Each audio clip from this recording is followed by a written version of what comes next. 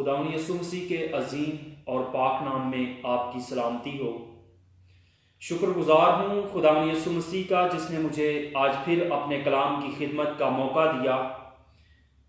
आज मैं जिस अनवान पर बात करने वाला हूँ वो है खाकसार बनकर दुआ करें। दूसरी तवारीख उसका 7वां बाब उसकी 14वीं आयत खुदा के कलाम में से पढ़ूंगा।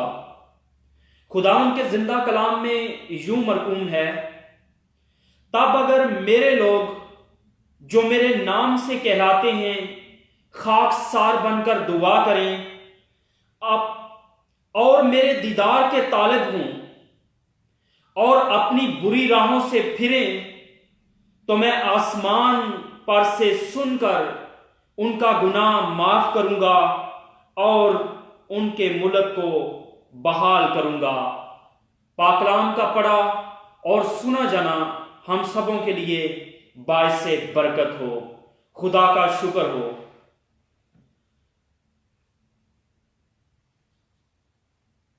सबसे पहले मैं बात करना चाहता हूं, तब अगर मेरे लोग, कौन से उसके लोग हैं?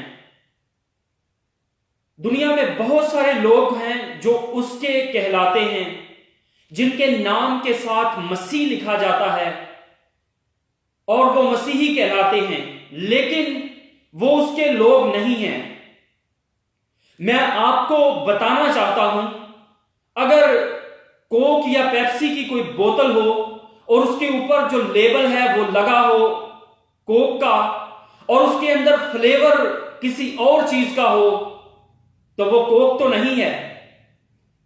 कहेंगे तो उसको कोक, लेकिन वो कोक नहीं है। इसलिए अगर हमारे नाम के साथ मसीही लगा हुआ है, हम देखने में सुनने में मसीही कहलाते हैं, लेकिन अगर हमारे काम यीशु मसीह जैसे नहीं है तो फिर हम मसीही नहीं हैं। शराब बेचने वाले, परमट बनाने वाले भी मसीही कहलाते हैं। चोरी करने वाले, गाली देने वाले, ये सब मसीही कहलाते हैं। लेकिन ये लोग कहलाते तो मसीही हैं, लेकिन ये लोग मसीही नहीं हैं। इनके नाम के साथ तो मसीही लगा हुआ है, लेकिन ये मसीही नहीं है, क्योंकि इनके काम मसीह खुदावन जैसे नहीं है, क्योंकि इनके कामों के अंदर, इनके बातों के अंदर मसीही नजर नहीं आता। इसलिए ये लोग मसीही नहीं हैं। कलाम कहता है, तब अगर मेरे लोग जो मेरे नाम से कहलाते हैं, उसके लोग वो हैं जो उसके नाम से कहलाते हैं, जिनके काम मसीह यीशु जैसे हैं, वो उसके लोग हैं। और फिर उससे अगली बात जो है वो ये है, खाकसार बनकर दुआ करें। खाकसार बनकर किस तरह दुआ करनी है? सब लोग जितने भी दुनिया के अंदर हैं, सब लोग दुआ करते हैं, चाहे वो मसीही हो या ना हो, वो सब कौमें दुआ करती हैं। सब लोग खुदा से दुआ मांगते हैं, अपनी मुश्किल के अंदर, अपनी तकलीफों के अंदर, तंगियों के अंदर हर शख्स खुदा से दुआ मांगता है।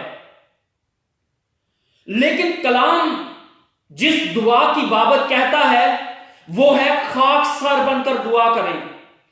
नैनवा की जिंदगी पर कुछ देर के लिए बात करना चाहता हूं। जब नैनवा के लोगों को यह मालूम हुआ, वहां पर मनादी की गई, खुदा ने अपने बंदा के वसीला से, यूना के वसीला से जब मनादी की कि 40 दिन के बाद नैनवा बर्बाद कर दिया जाएगा।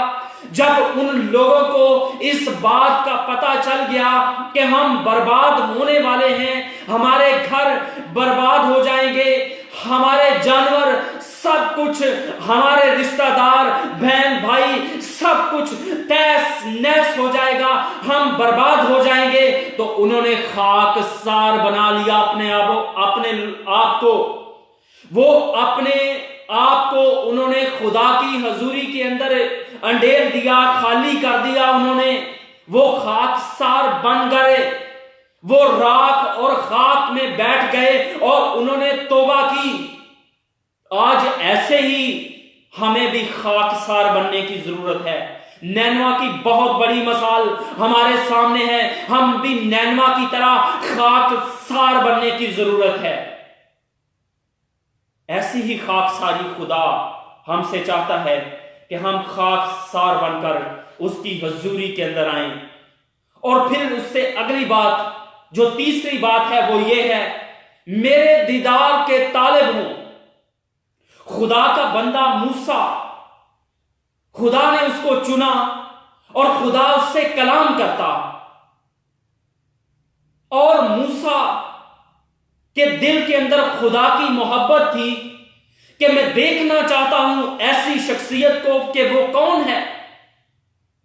जब इंसान के दिल के अंदर खुदा की मोहब्बत होती है तो वो उसके चेहरा का दीदार का तालब होता है। खुदा यही चाहता है कि मेरे लोग मेरे चेहरा के दीदार के तालब हों। मूसा ने कहा, मैं तेरे चेहरा मुबारक को देखना चाहता हूं, मैं देखना चाहता हूं कि तू कैसा है, मैं तेरे चेहरा को देखना चाहता हूं। खुदा अपने कलाम में हमें बताना चाहता है कि मेरे लोग मेरे चेहरे के दीदार के तालब हों।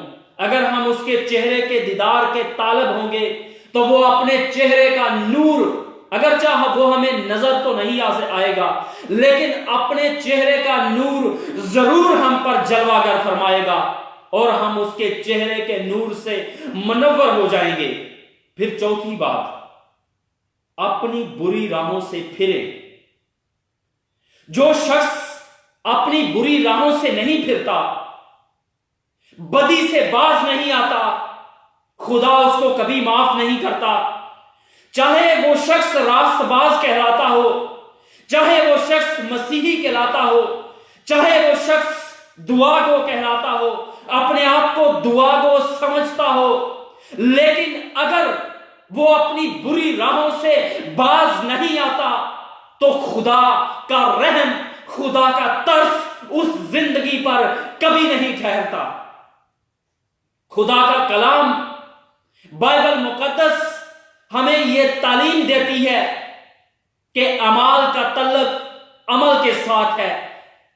अगर हम जो कुछ भी करते रहें अपनी जिंदगी के अंदर, अगर हम अमल नहीं करते, हम दुआ भी करते हों, चर्च भी जाते हों, हदिया दायकी भी देते हों, गीत भी गाते हों, लेकिन अगर अमल ना करते हों तो खुदा का कलाम हमें तालीम देता है कि अगर हम अमल करने वाले नहीं हैं तो हम उस शख्स की मानद हैं जो अपनी जाहिरी सूरत तो आईना में देखता है मगर थोड़ी देर बाद जल्द भूल जाता है कि मैं कैसा था।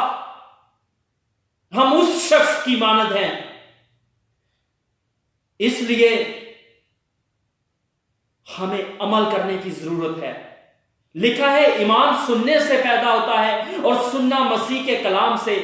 सुनते रहें, पढ़ते रहें, लेकिन अगर उस पर अमल ना हो कि हम क्या सुन रहे हैं, क्या पढ़ रहे हैं, तो फिर क्या फायदा। और जो पांचवी बात और आखिरी बात वो ये है, मैं उनका गुनाह माफ करूंगा और उनके मुल्क को बहाल करूंगा। आज हमारे मुल्क की क्या हालत है आपको बताने की जरूरत नहीं है। आप बाखूबी जानते हैं कि हमारे मुल्क की हालत क्या है। वबा ने हमारे मुल्क को घेरा हुआ है, बल्कि हमारे ही मुल्क को नहीं बल्कि दुनिया के कई ममालिक को घेरा हुआ है वबा ने। लोग मर रहे हैं। इस वबा की वजह से लोग भूख से परेशान हैं, कारोबार बंद हो चुके हैं, लोग अपने घरों के अंदर कैद होकर रह गए हैं। लेकिन मेरे भाई, मेरी बहन, मैं बताना चाहता हूं आपको, खुदा का कलाम हमें कहता है, तब अगर मेरे लोग जो मेरे नाम से कहलाते हैं खाकसार बनकर दुआ करें, मेरे चेहरे के दीदार के तालिब हों। और जो बड़ी बात है वो ये है कि बुराई को छोड़ें, बदी से बाज रहें। अगर हम बदी को छोड़ेंगे, इस वबा से खौफ ज़दा होने की जरूरत नहीं है, डरने की जरूरत नहीं है। ईमानदारों से खास कर मैं मुखातिब हूं कि इस वबा से डरने की और खौफ खाने की जरूरत नहीं है। वो इसलिए महज बदी को छोड़ें, अपनी बुरी राहों से फिरें।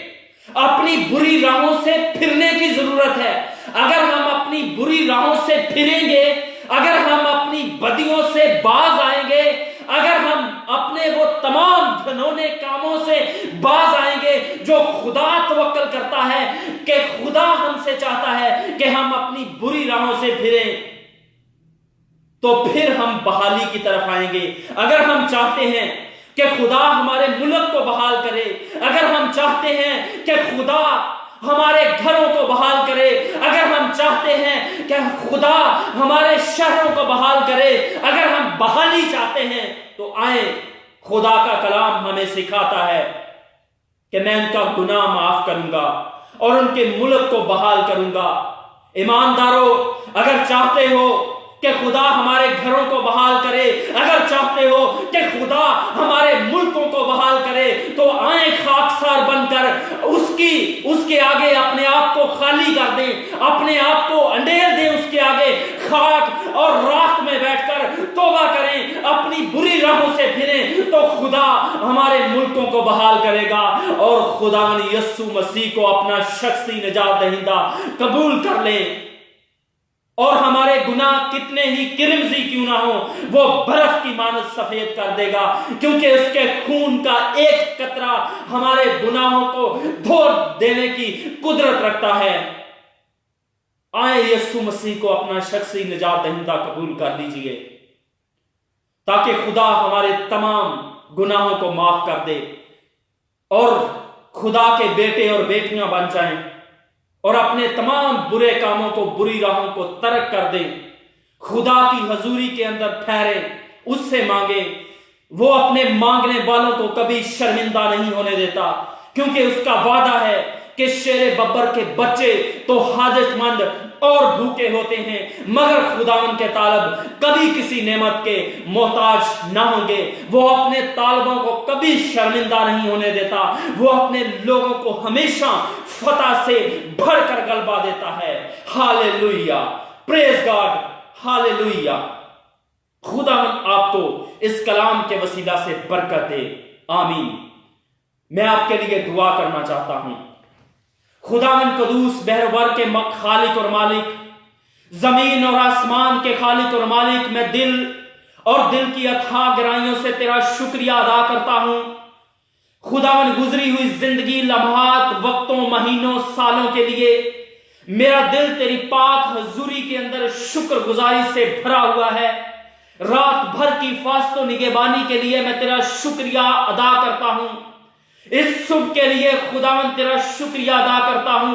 इस अच्छी रोशनी के लिए मैं तेरा शुक्रिया अदा करता हूं। मेरा दिल तेरी पाक हजूरी के अंदर शुक्रगुजारी से भरा हुआ है। खुदावन, इस दिन को तेरे हाथों में देता हूं, तेरे हजूर मिन्नत करता हूं। खुदावन, तेरे लोग खाकसार बनकर तेरी हजूरी के अंदर झुके, तुझसे मांगे और अपने आप को तेरे आगे सरेंडर करें, खाली करें, और तूने पाक रूह से भर दे और तेरे बेटे यस्सु को अपना शख्सी निजात दहिंदा कबूल करें और वो तेरे बेटे और बेटियां बन जाएं और अपनी बुरी राहों से फिरें। तो खुदावन तू इस मुल्क को बहाल करे। खुदावन मेरे इस मुल्क से वबा जाती रहे, दुनिया के तमाम ममालिक के अंदर से वबा चली जाए। खुदावन हर किस्म की तंगियां, पस्तहालियां खुदावन छोड़ जाए तमाम दुनिया के ममालिक को और अपने लोगों को बहाल कर। खुदावन अपने लोगों की जिंदगियों के अंदर मुदाखलत कर। खुदावन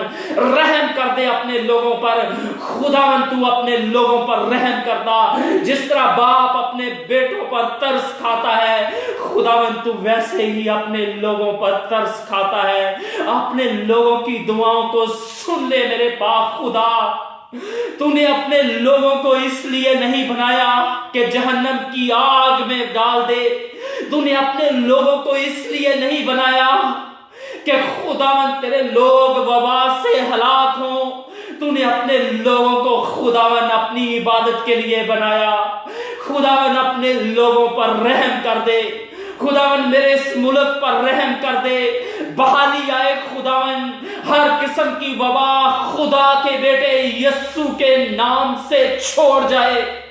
और खुदावन तेरा जलाल तेरे लोगों के घरानों पर, तेरे लोगों की जिंदगियों पर ठहरा रहे। यस्सु के नाम से मेरा ईमान है, जो कुछ भी मांगा मैंने तेरे बाप, बेटे और रूह के नाम से पा लिया, यस्सु के नाम से, आमीन। खुदावन तेरा शुक्र हो। Praise God, hallelujah, hallelujah. खुदावन तेरा शुक्र हो, तेरा शुक्र हो। Thank you Lord, hallelujah. Thank you Lord Jesus, तेरा शुक्र हो, आमीन।